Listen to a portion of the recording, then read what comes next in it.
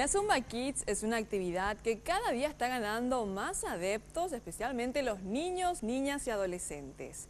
Se trata de una actividad física que combina el baile, la disciplina y mucha diversión. Zumba Kids se llama la disciplina que se imparte en la Academia Tati Dance.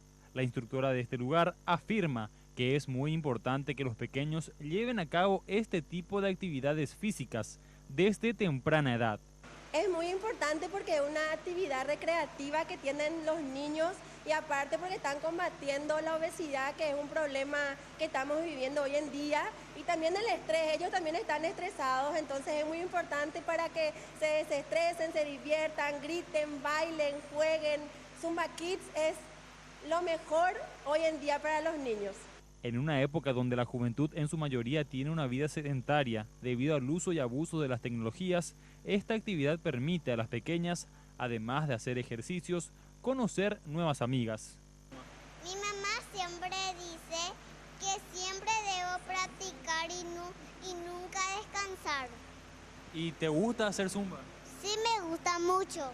¿Ya tenés muchas amigas? Sí, una que se llama Mel, otra se llama Lara.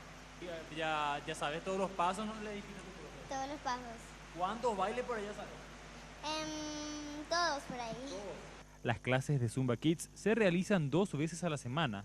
La instructora afirmó que el baile se convierte en una actividad familiar, ya que primero van los padres a dejar a sus hijas y luego ya se quedan también para la clase de adultos.